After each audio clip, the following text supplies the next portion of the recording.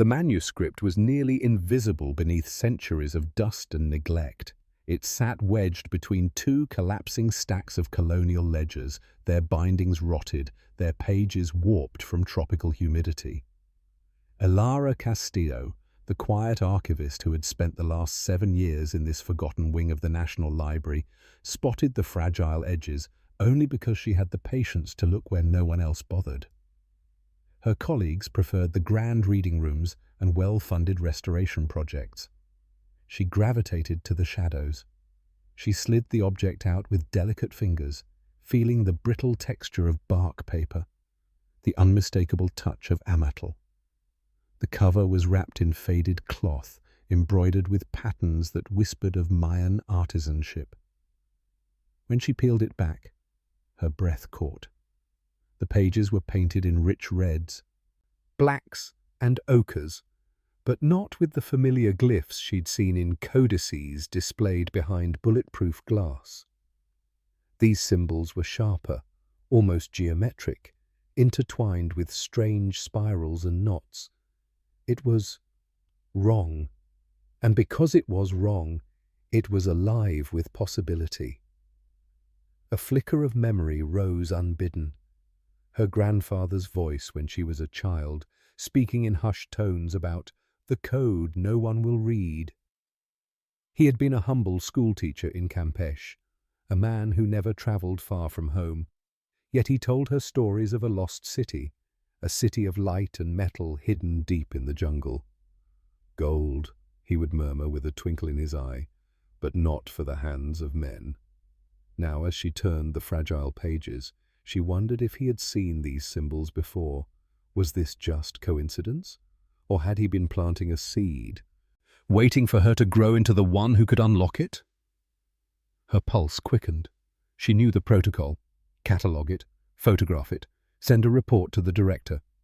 But she also knew the other protocol, the one no one wrote down. Rare finds like this never stayed in the library.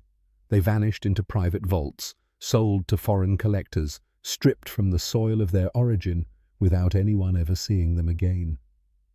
She decided then that she would not follow the rules. Not all of them. She would catalogue it, yes, but she would keep her own copy, painstakingly hand-traced into her sketchbook before the official report ever left her desk. Her thoughts turned, as they often did, to Dr. Renata Solís, the head of the Mesoamerican department.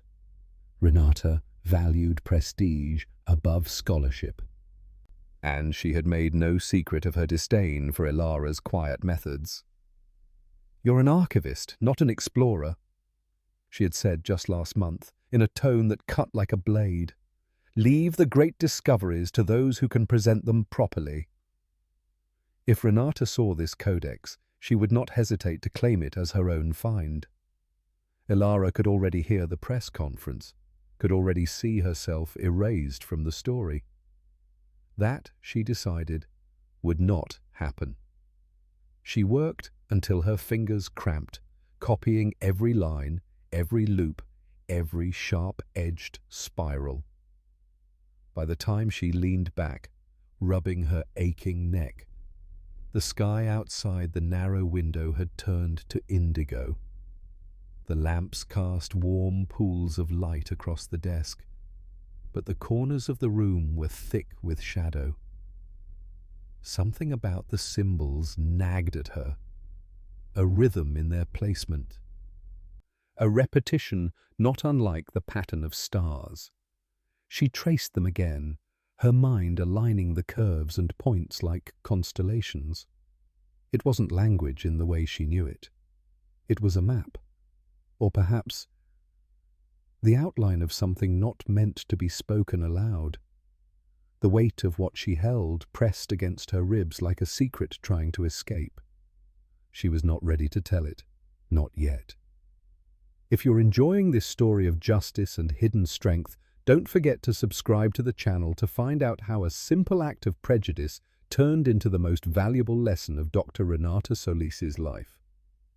She closed the codex gently, wrapping it in the cloth as if tucking in a sleeping child. Then she placed it in the archive's locked cabinet, Not the official one, but her own battered metal locker, the key kept on a chain around her neck. When she turned off the lights, the symbols still shimmered in her mind's eye, glowing faintly against the darkness. "Tomorrow," she thought, "tomorrow I'll see if they speak." Elara had barely slept. The symbols haunted her dreams, shifting and reforming until they became the eyes of jaguars, the edges of stepped pyramids, the glint of gold under blinding sun. By morning, she was still tracing them in her mind. She clutched her leather-bound sketchbook as she entered the high-ceilinged conference hall. The monthly Historical Society gathering was in full swing. Rows of oak chairs filled with scholars, curators, and graduate students in pressed shirts. At the front sat the panel, Dr. Renata Solís, 3 museum directors, and a visiting archaeologist from Madrid, whose reputation for arrogance preceded him like the smell of expensive cologne. When it was her turn, Elara stepped to the podium, her voice steady despite the tightness in her chest. "I believe I've found a previously undocumented Mayan codex," she began, laying her carefully wrapped find on the table before them. She opened it to the page that had kept her awake, the one with the spiral and knot pattern. The symbols don't match any catalogued script, but their repetition suggests intentional design, possibly a cipher. Renata leaned forward, her lips curling into a faint smile that didn't reach her eyes. "A cipher," she repeated, as though tasting a flavor she didn't like. The Madrid archaeologist chuckled, shaking his head. "Señorita Castillo, stains from mold often create patterns. I assure you, we've all seen what we wanted to see in them." His tone dripped with condescension, and the audience murmured in agreement. "I've cross-referenced them with documented glyphs," Elara said quickly. "The structure is too deliberate to be—" Renata cut her off, her voice silk over steel. "Elara, you've always had a good eye for preservation, but pattern recognition, that requires more specialized training." She tilted her head toward the others. "Perhaps we should have a trained epigrapher confirm before we entertain wild theories." The Madrid archaeologist laughed outright this time. "Wild theories. That is the curse of archivists. They long to be discoverers. But the jungle yields her secrets only to those who know her language." The phrase stung, because it was exactly the kind of truth they thought immutable. Archivists keep, explorers find. The audience chuckled, their dismissal sealing her role in their eyes. Inside, Elara's stomach tightened into a knot. She saw, in sharp focus, the image of her grandfather handing her a compass when she was 10, saying, "There are maps the jungle keeps in her heart. They are not for everyone." He had believed her capable of reading such a map. These people believed her incapable of even recognizing one. Her fingers closed around the edge of the codex, possessive, protective. "Of course," she said evenly, masking the burn in her chest. "I'll prepare it for review." But her mind was already elsewhere. If they thought her foolish, all the better. Let them laugh. Let them think she was chasing stains and shadows. When the meeting ended, she stepped into the marble-floored hallway, the sound of her shoes echoing. The Madrid archaeologist passed her with a smirk and a murmured, "Pretty drawings, though." She didn't answer. She didn't even glance at him, because at that exact moment she had decided she would not wait for their permission. She would not let them lock the codex away in some vault. She would follow its trail herself. The sunlight through the high windows painted her path in gold as she walked out of the building, the codex clutched tightly under her arm. In her mind, the spirals were already shifting again, aligning with constellations she hadn't yet named. Somewhere in their geometry was a place, and she was going to find it, whether the experts laughed or not. The city outside her apartment was asleep when Elara began her work. Midnight had always been her hour, when the traffic noise thinned to a hum and the street lamps painted her desk in amber light. She spread her notes across the table. The codex, her meticulous sketches, a dog-eared copy of Mayan glyphs and astronomy, and a magnifying glass inherited from her grandfather. The pattern called to her again, urgent and insistent. She traced each spiral with the tip of her pen, whispering the shapes to herself as if speaking them might loosen their meaning. She had spent the day replaying the Madrid archaeologist's sneer, and the memory sharpened her focus into something almost defiant. Her eyes drifted to a sequence of knots and angles she hadn't studied closely before. They reminded her of star maps she'd seen carved into stelae, points connected not by lines, but by myth. She flipped open a folder of night sky charts, aligning one with the codex page. Her heart kicked hard. The symbols weren't random, they were constellations, frozen in a pattern that didn't match the present-day sky. She began overlaying historical sky maps, moving backward in time, year by year. Then, there it was. The arrangement matched the stars as they would have appeared over the Yucatán Peninsula in the late 8th century. And in the margins of the page, a faint line of glyphs curved like a snake. She recognized only a few: sun, stone, path. The rest resisted her until a sudden connection lit up her mind. They weren't Mayan words at all.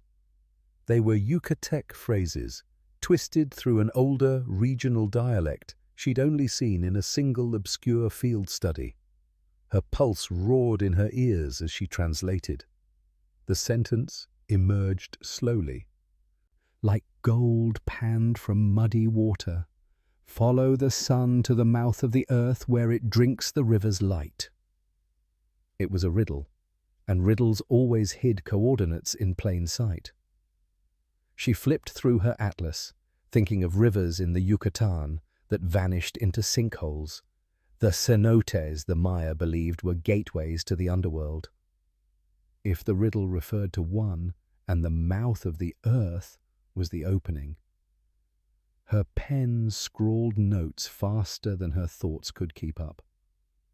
She plotted the known sinkholes against the ancient sky pattern, looking for an intersection. 2 possible matches emerged. One was a well-documented tourist site. The other, an unmarked location deep in state-owned forest, reachable only by unpaved track and 2 days of jungle trekking. She sat back, staring at the map. Her hands were trembling. She could almost hear her grandfather's voice. There are maps the jungle keeps in her heart. The night air pressed heavy against her skin, and she realized she was smiling. They could call it a coffee stain if they liked. She knew better. At 3:14 a.m., Elara snapped her notebook shut. The decision had already made itself. Tomorrow, she would start planning. Tickets to Mérida, supplies for the jungle, a guide, quietly hired, no questions asked. She reached over to the codex and rested her hand on its cover. "You've been waiting long enough," she murmured. In the distance, the city's first delivery trucks began to rumble. Dawn was coming, and with it, the start of a journey she had been preparing for all her life without even knowing it. The bus ride from Mérida rattled through fields of sisal and scrub before giving way to dense stands of ceiba and gum trees. Elara sat by the window, the codex wrapped in oilcloth at the bottom of her pack, her sketchbook balanced on her knees. Each bump in the road jolted her spine, but her mind was fixed on the map she had traced and retraced in the sleepless nights before leaving. Beside her sat Mateo, a wiry man in his 50s with a sun-leathered face and the easy silence of someone who preferred the jungle's voice to his own. He had agreed to guide her after only a few questions, None of them about why she wanted to find a place that wasn't on any official map. His price had been modest, his eyes wary. When the bus stopped at a small village, just a scattering of houses, a single dusty shop, Mateo slung his pack over one shoulder and gestured for her to follow. "From here," he said in Spanish, "we walk."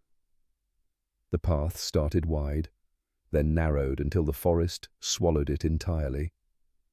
The air grew heavier, damp with the scent of earth and decaying leaves. The canopy filtered the sun into shifting gold-green patches, and every so often a bird call cracked the quiet. As they hiked, Elara's thoughts kept circling back to the panel of scholars who had laughed at her. She imagined Renata's smirk fading to shock when she saw photographs of the city, if she even decided to share them. The truth was, Elara hadn't yet decided what she would do if she found it. Her grandfather's voice kept mingling with her own in her mind. Not all treasures are meant for hands.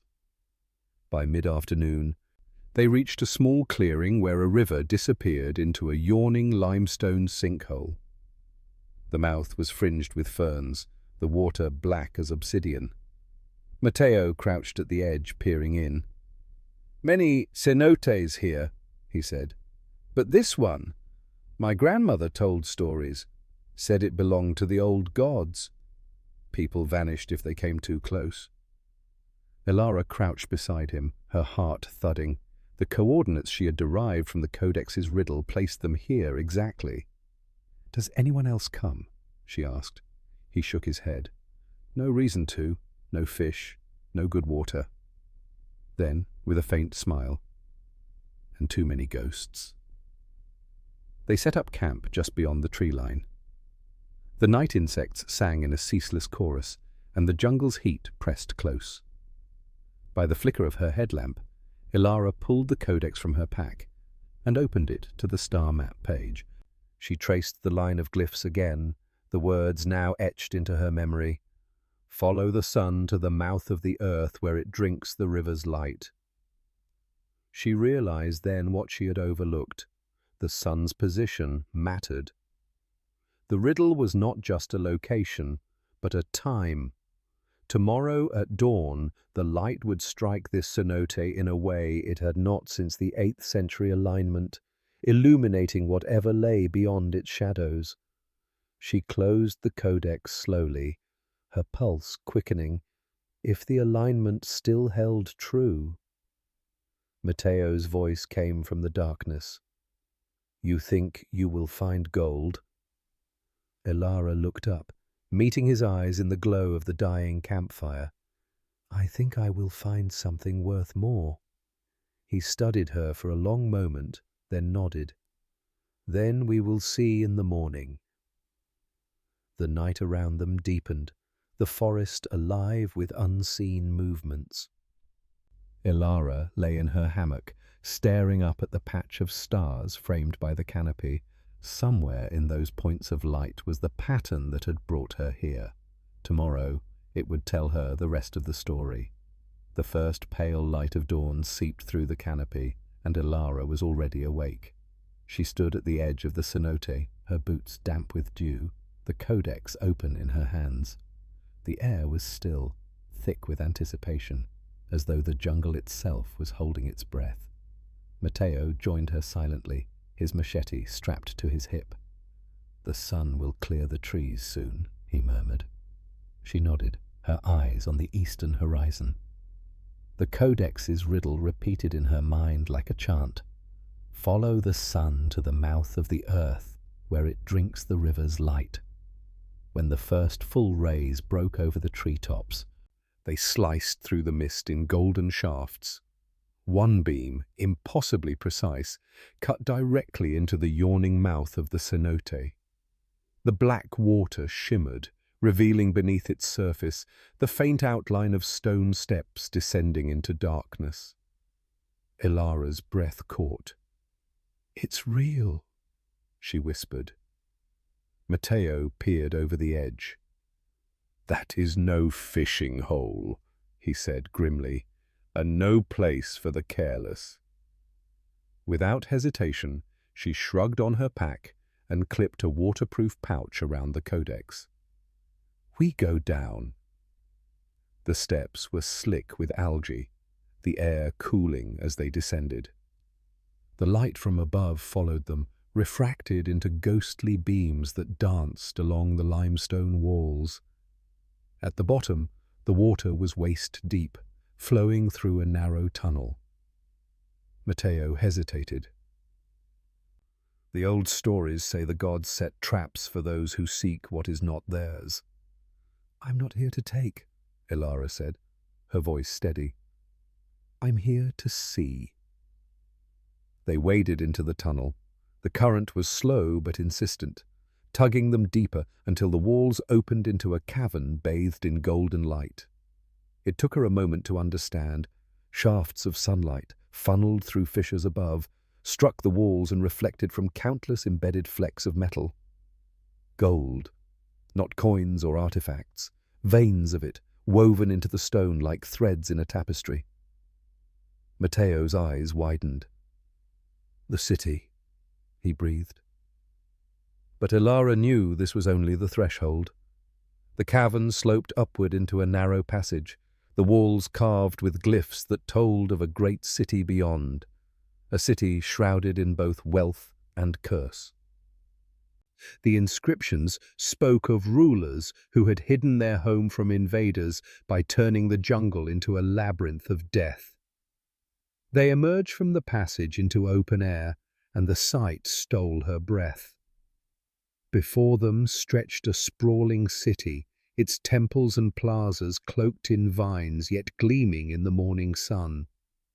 The buildings themselves seemed to glow, their surfaces plated in beaten gold, now dulled by centuries of rain and dust. Elara stepped forward, her boots crunching on stone that no human had walked in hundreds of years. She felt the weight of it, the triumph, the tragedy, the choice that lay ahead. Matteo's voice was barely a whisper. If you tell anyone, it will be gone in a year. She didn't answer. She was thinking of the scholars who had laughed at her, of Renata's smirk. She imagined their hunger to tear this place apart in the name of research. The jungle wind curled around her like a warning.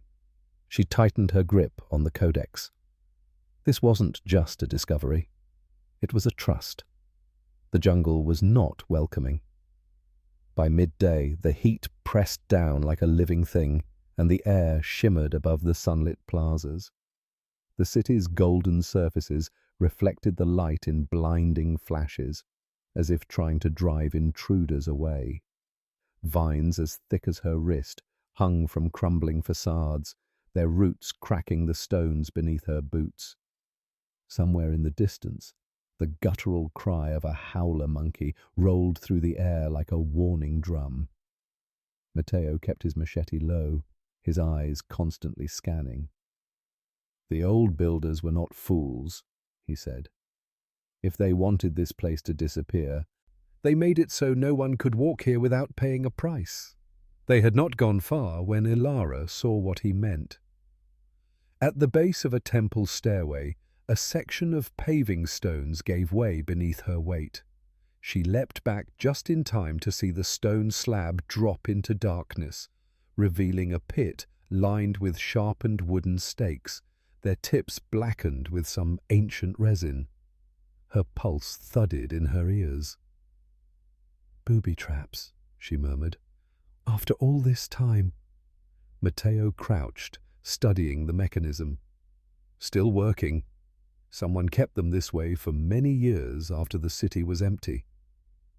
They moved more slowly after that, probing each step with the butt of Matteo's machete.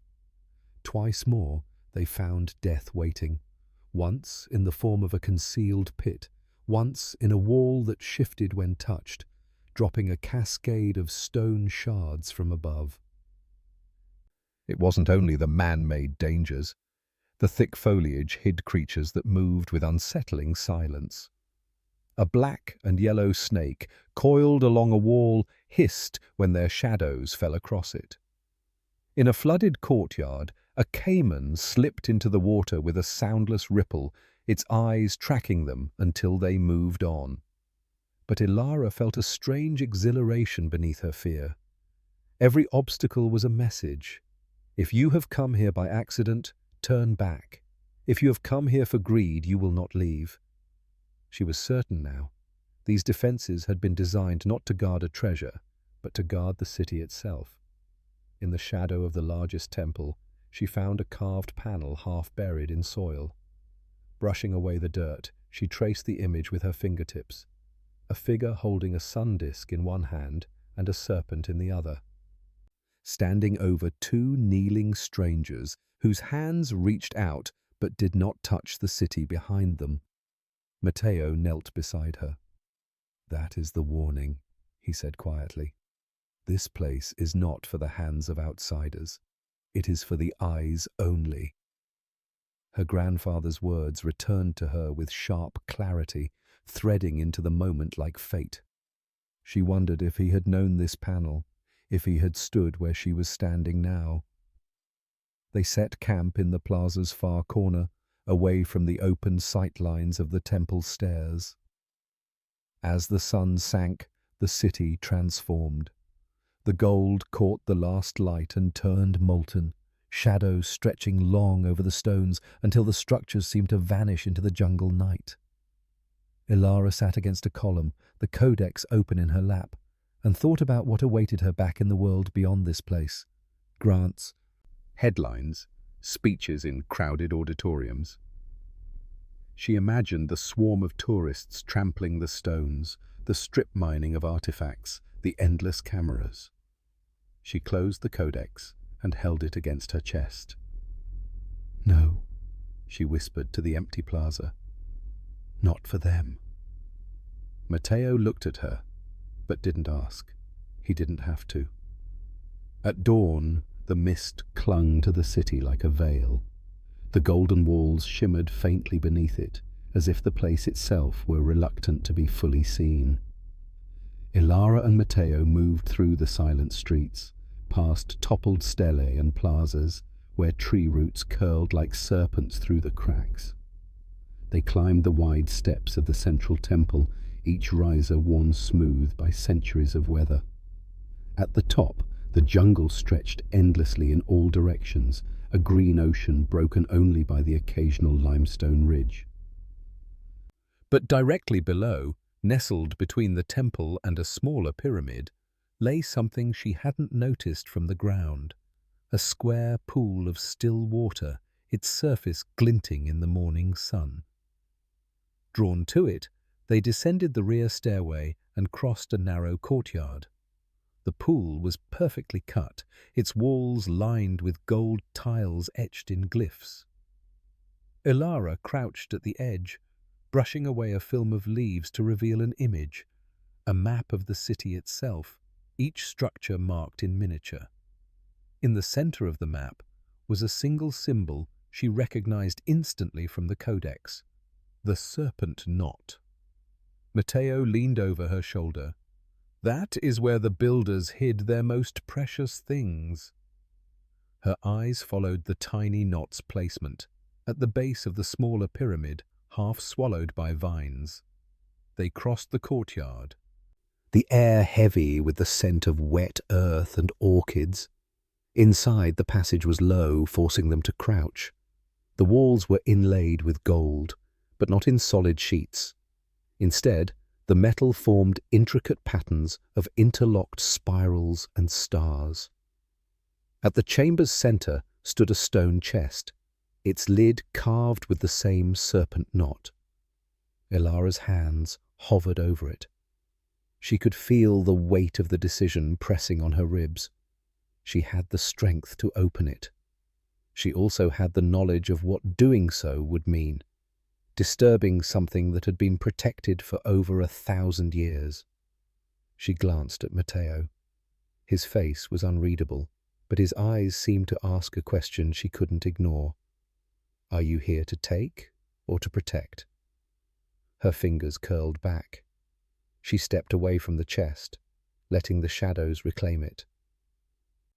"Some secrets keep themselves," she said quietly.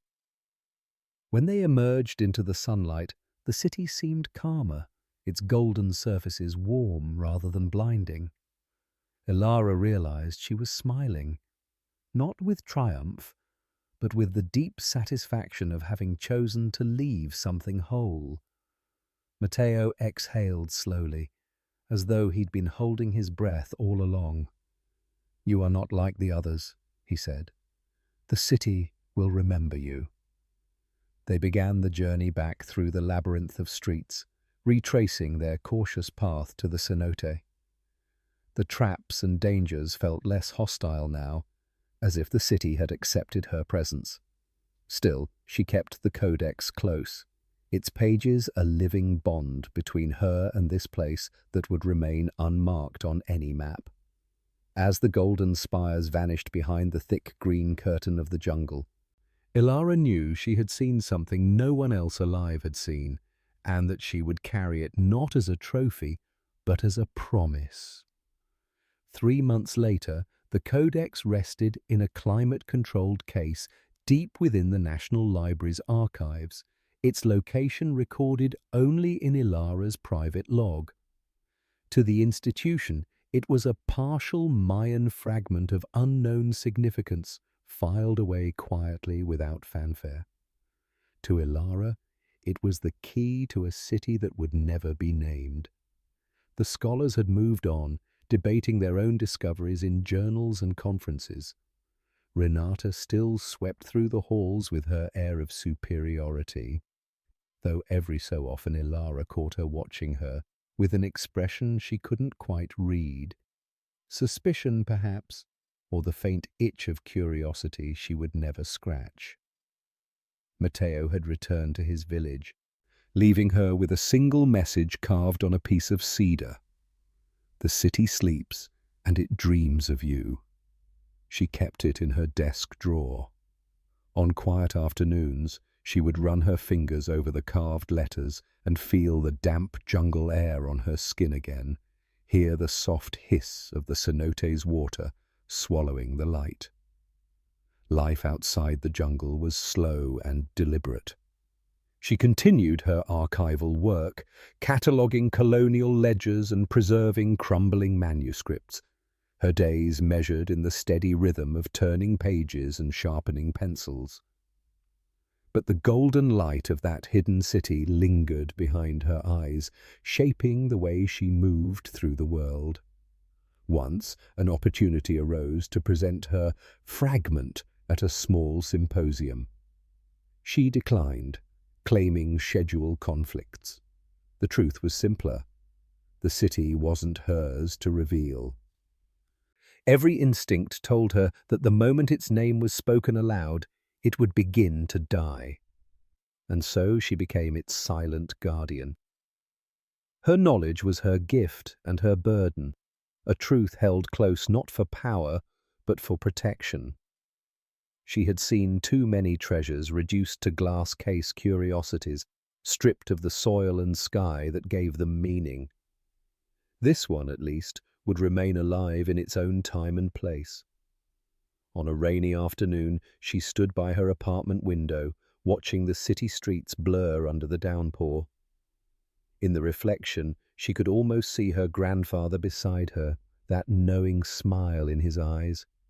She thought of the traps, the golden walls, the serpent knot she had refused to open. And she realized that her real discovery had not been the city itself. It had been the choice to walk away. "Not all treasures are meant for hands." Her phone buzzed with a new email. Another researcher requesting access to any obscure Mayan manuscripts in the collection. Elara smiled faintly, closed the message, and went back to her tea. The jungle would keep its secret, and she would keep hers. If this story touched you, subscribe to the channel to discover more stories about how extraordinary people turn humiliation into triumph.